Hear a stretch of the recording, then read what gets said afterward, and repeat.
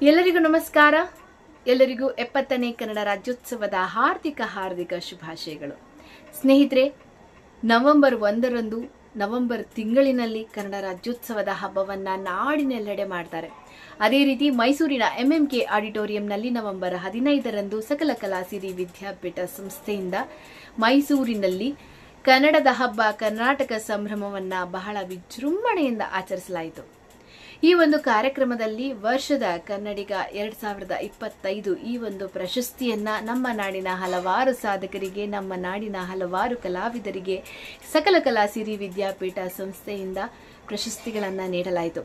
ಈ ಒಂದು ಪ್ರಶಸ್ತಿಗಳಲ್ಲಿ ಭಾಜನರಾದಂತಹ ನಮ್ಮ ನಾಡಿನ ಹೆಮ್ಮೆಯ ಸಂಸ್ಕೃತಿ ಚಿಂತಕರು, ಗಮಕ ವ್ಯಾಖ್ಯಾತರು, ವಿಶ್ರಾಂತ ಅಭಿಯಂತರರಾದಂತಹ ಶ್ರೀ ಶಂಕರ ದೇವನೂರು ರವರಿಂದ ಈ ಒಂದು ಕಾರ್ಯಕ್ರಮದ ಕುರಿತಾಗಿ ಕೆಲವು ನುಡಿ ನೈವೇದ್ಯಗಳನ್ನು ಕೇಳುವಂತಹ ಸಮಯ. ನಮಸ್ಕಾರ. ನಿನ್ನೆ ಸಕಲ ಕಲಾ ಸಿರಿ ಟ್ರಸ್ಟ್ ಆಯೋಜಿಸಿದಂತಹ ಕರ್ನಾಟಕ ಸಂಭ್ರಮ 2025 ಹಾಗೂ ಕನ್ನಡ ರಾಜ್ಯೋತ್ಸವ ಕಾರ್ಯಕ್ರಮವನ್ನು ನಮ್ಮ ಸಿರಿಬಾರು ಅವರು ಮೌಲಿಕವಾಗಿ ಆಚರಣೆಯನ್ನು ನಡೆಸಿಕೊಟ್ರು. ಕನ್ನಡ ಪರಂಪರೆಯ ರೂಪ ಸ್ವರೂಪಗಳ ಅನನ್ಯತೆಯನ್ನು ಗಾಯಕರ ಮುಖಾಂತರ, ಕಲಾವಿದರ ಮುಖಾಂತರ ಅವರು ಅನಾವರಣ ಮಾಡಿಕೊಟ್ಟಿದ್ದಾರೆ. ಇದೊಂದು ಮೌಲಿಕ ಕಾರ್ಯಕ್ರಮ ಅಂತ ಪರಿಭಾವಿಸ್ತೇನೆ.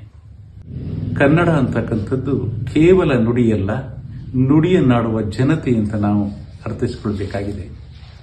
ಸಾವಿರಾರು ವರ್ಷಗಳ ಇತಿಹಾಸ ಮತ್ತು ಸಾಂಸ್ಕೃತಿಕ ಪರಂಪರೆಯನ್ನು ಹೊಂದಿದ್ದು ನಮ್ಮ ಭಾಷೆ. ಹಾಗಾಗಿ ನಿನ್ನೆ ಎಲ್ಲ ಗಾಯಕರು, ಎಲ್ಲ ಕಲಾವಿದರು ಕನ್ನಡದ ಪರಂಪರೆಯ ಬಗ್ಗೆ ಹೆಚ್ಚು ಹೆಚ್ಚು ತೊಡಗಿಸಿಕೊಳ್ಳೋದರ ಮುಖಾಂತರ ನಾಡು ನುಡಿಗೆ ಒಂದು ಗೌರವವನ್ನು ಸಮರ್ಪಿಸಿದ್ದು ಆ ಸಂದರ್ಭದ ಔಚಿತ್ಯ ಅಂತ ನಾನು ಪರಿಭಾವಿಸ್ತೇನೆ. ನವೆಂಬರ್ 1 ಅಂದರೆ ಕೇವಲ ನವೆಂಬರ್ ತಿಂಗಳಿನ 1ನೇ ತಾರೀಕಲ್ಲ, ಅದು ವಿಶಾಲ ದೃಷ್ಟಿಯಲ್ಲಿ ನಾವೆಂಬರು ಒಂದು ಎನ್ನುವ ಭಾವವನ್ನು ನಮ್ಮ ಸಿರಿಬಾಲು ಅವರು ಮೂಡಿಸಿದರು. ಈ ಒಂದು ಮೌಲಿಕ ಕಾರ್ಯಕ್ರಮದಲ್ಲಿ ಕನ್ನಡ ಮನಸ್ಸುಗಳನ್ನು ಜೋಡಿಸುವಂತಹ ಕೆಲಸವನ್ನು ಅನೇಕ ಸಹೃದಯರು ಮಾಡ್ತಾ ಬಂದಿದ್ದಾರೆ. ಕರ್ನಾಟಕ ಸುಗಮ ಸಂಗೀತ ಅಕಾಡೆಮಿಯ ಹಿರಿಯರಾದಂತಹ ನಮ್ಮ ನಾಗರಾಜ್ ಬೈರಿ ಅವರು, ಅನುಭವಿಗಳಾದ ರಘುರಾಮ್ ವಾಜಪೇಯಿ ಅವರು, ನಮ್ಮ ಕನ್ನಡ ಸಾಹಿತ್ಯ ಪರಿಷತ್ತಿನ ಅಧ್ಯಕ್ಷರಾದಂತಹ ನಮ್ಮ ಮಟಿಕೇರಿ ಗೋಪಾಲ್ ಅವರು, ಜಯಕವಿಯವರು ಕಾರ್ಯಕ್ರಮವನ್ನು ನಿರೂಪಣೆ ಮಾಡ್ತಾ ನಮ್ಮ ಶುಭಾ ಪಲ್ಲವಿಯವರು ಒಂದು ಮೌಲಿಕ ಮಾತನ್ನು ಹೇಳಿದರು. ಭಾಷಣಗಳಲ್ಲಿ ಕನ್ನಡವನ್ನು ಉಳಿಸ್ತೇವೆ, ಕನ್ನಡವನ್ನು ಬೆಳೆಸ್ತೇವೆ ಅನ್ನೋ ಬದಲು ಮಾತಾಡಿದರೆ ಸಾಕು ಅಂತ. ಅಂದರೆ ಕನ್ನಡವನ್ನು ಉಳಿಸಬೇಕಾಗಿಲ್ಲ, ಬೆಳೆಸಬೇಕಾಗಿಲ್ಲ, ಕನ್ನಡವನ್ನು ಬಳಸಿದರೆ ಸಾಕು, ಅದು ಬೆಳೀತದೆ, ಬೆಳೆದದು ಮಾತ್ರ ಉಳಿಯೋದಕ್ಕೆ ಸಾಧ್ಯ. ಇದು ಆ ಮೌಲಿಕ ಸಂದರ್ಭದ ನಮ್ಮೆಲ್ಲರ ಧ್ಯೇಯವಾಕ್ಯ ಆಗಬೇಕು, ಆಶಯವಾಗಬೇಕು ಅನ್ನುವುದನ್ನು ನಾನು ಈ ಸಂದರ್ಭದಲ್ಲಿ ಹೇಳ್ತೇನೆ. ಕನ್ನಡದ ಆದಿಕವಿ ಪಂಪ, ಕನ್ನಡ ಕಾವ್ಯಲೋಕದ ಭಾಸ್ಕರ ಒಂದು ಮಾತನ್ನ ಬಳಸ್ತಾನೆ, ನೀವೆಲ್ಲರೂ ಕೇಳಿದ್ದೀರಿ.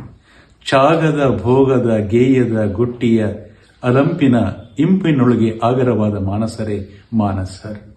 ಎಲ್ಲಿ ತ್ಯಾಗ ಇದೆ, ಎಲ್ಲಿ ಗೋಷ್ಠಿ ಇದೆ, ಎಲ್ಲಿ ಸಂಗೀತ ಇದೆ, ಎಲ್ಲಿ ಸಾಹಿತ್ಯ ಇದೆ, ಈ ಒಳಗೊಳ್ಳುವ ಮನಸ್ಸಿದೆಯಲ್ಲ, ಅವನನ್ನು ನಾವು ಮನುಷ್ಯರು ಅನ್ನಬಹುದು. ಆತ್ಮೀಯರೇ, ನಾವು ಮನುಷ್ಯರಾಗಿ ಹುಟ್ಟಿಲ್ಲ, ಮನುಷ್ಯರಾಗಲು ಹುಟ್ಟಿದ್ದೇವೆ. ಆ ಮನುಷ್ಯರಾಗಲು ಬೇಕಾಗುವ ಒಂದು ಆಯಾಮ ಅಂತಂದ್ರೆ ಕಲೆ, ಸಾಹಿತ್ಯ, ಸಂಗೀತ, ಈ ಪರಂಪರೆಯ ಮೌಲ್ಯಗಳು ಇವತ್ತು ನಮ್ಮ ಹೃದಯಕ್ಕೆ ಮುಟ್ಟಬೇಕಾಗಿದೆ.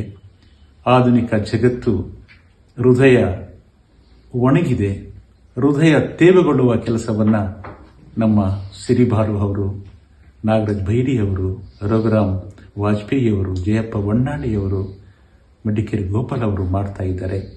ಹಾಗಾಗಿ ಕರ್ನಾಟಕ ಭವ್ಯ ಪರಂಪರೆಗಳ ತಾಣ, ಸಾಹಿತ್ಯ ಸಂಸ್ಕೃತಿಯ ಆಗರ, ಜ್ಞಾನದ ಅಗಾಧ ಭಂಡಾರ. ಪಂಪ, ರನ್ನ, ಜನ್ನ, ಪೊನ್ನನಂತ ಕವಿಗಳು, ಕುವೆಂಪು, ಶಿವರುದ್ರಪ್ಪ, ಬೇಂದ್ರೆಯಂತ ಕವಿವರಿಯರು, ಬಸವ ಅಲ್ಲಮ ಅಕ್ಕನಂತ ವಚನಕಾರರು, ದಾಸರು, ಆಚಾರ್ಯರು ಈ ನೆಲದ ಸಂಸ್ಕೃತಿಯನ್ನ ಉಜ್ವಲಗೊಳಿಸಿದ್ದಾರೆ. ಇಂಥ ಉತ್ಕೃಷ್ಟ ಸಂಸ್ಕೃತಿಯ ವಾರಸುದಾರದಂಥ ನಾವುಗಳು ಅವರ ಗೀತೆಗಳನ್ನು, ಅವರ ತತ್ವಗಳನ್ನು ನಮ್ಮದಾಗಿಸಿಕೊಂಡು ನಮ್ಮ ಅರಿವಿನ ಮಟ್ಟವನ್ನು ಎತ್ತರಗೊಳಿಸುವ ದಿಕ್ಕಿಗೆ ನಿನ್ನೆ ನಮ್ಮ ಸಿರಿಬಾಲು ಆಯೋಜಿಸಿದ್ದಂಥ ಕಾರ್ಯಕ್ರಮ ಪೂರಕವಾಗಲಿ, ಪ್ರೇರಕವಾಗಲಿ, ವರ್ತಮಾನದ ಚಲನಶೀಲತೆಗೆ ಬೆಳಕಾಗಲಿ ಅಂತ ಹೇಳ್ತಾ ನನ್ನ ಮಾತುಗಳನ್ನು ಪರಿಸಮಾಪ್ತಿಗೊಳಿಸ್ತಾ ಇದ್ದೀನಿ. ನಮಸ್ಕಾರ.